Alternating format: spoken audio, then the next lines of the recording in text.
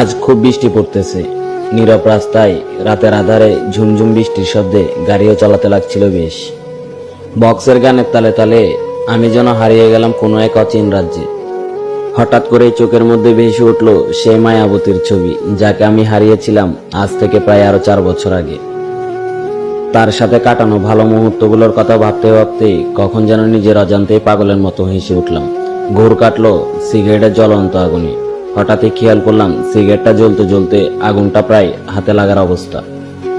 আজ গাড়ি নিয়ে ছুটে চললাম যশোরের উদ্দেশ্যে। কেন জানি আজ তাকে খুব বেশিই মনে পড়ছে। গাড়ি চালাচ্ছিলাম আনমনে, হঠাৎ করে ফোনে একটা কল আসলো। হ্যালো, আসসালামু আলাইকুম, কে বলছেন? ওয়ালাইকুম আসসালাম। আসসালামু আলাইকুম। আমি সাইমা বলছি। আপনি শাকিল তো? কি হলো, চুপ করে আছেন যে?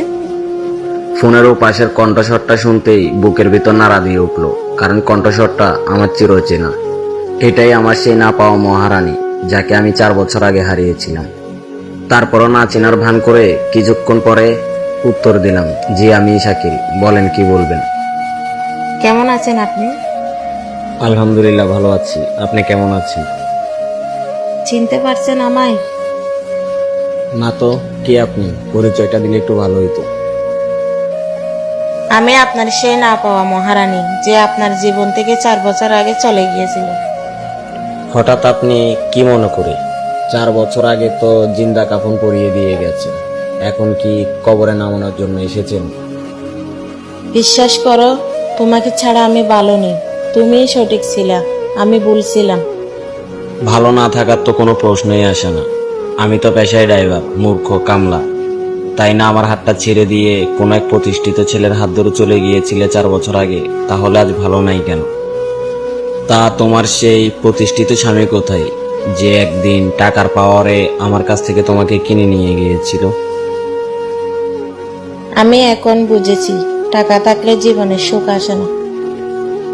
একদিন তোমার হাত ছেড়ে যে প্রতিষ্ঠিত ছেলের হাত ধরে গিয়েছিলাম একটু ভালো থাকার আশায়, তার কাছ থেকে শুধু অবহেলাটাই পেলাম। আসলে সত্যি কথা বলতে কি, কেউ কাউকে কষ্ট দিয়ে কখনো সুখী হতে পারে না। তোমাকে ভালোবেসেছিলাম বলে তুমি আমাকে অঝরে কাঁদিয়েছো। তোমাকে নিজের করে চেয়েছিলাম বলে তুমি আমায় মৃত্যুর কোলে ঠেলে দিয়েছো। তুমি চলে যাওয়ার পর 4টা বছর মৃত্যুর সাথে আমার যুদ্ধ করতে হয়েছে। আমার হাতে থাকা স্টারিংটাই জানে তোমার ডিপ্রেশনে কতবার আমার পায়ের থেকে ব্রেকটা মিস হয়েছে। আমার সব ভুল মাফ করে দিয়ে আমাকে কি আরেকটা বার সুযোগ দেওয়া যায় না? মৃত্যুর সাথে খেলা করতে করতে আজ আমি মরণ পথের যাত্রী। নিজেকে তৈরি করেছি লোহার মতো করে, এখন পারবে না আমায় আর কেউ ভাঙতে। আর মরণ, সে তো প্রতিনিয়তই আমার সাথে লুকোচুরি খেলে। সরি, মাফ করবেন, আপনি রং নাম্বারে কল দিয়েছেন।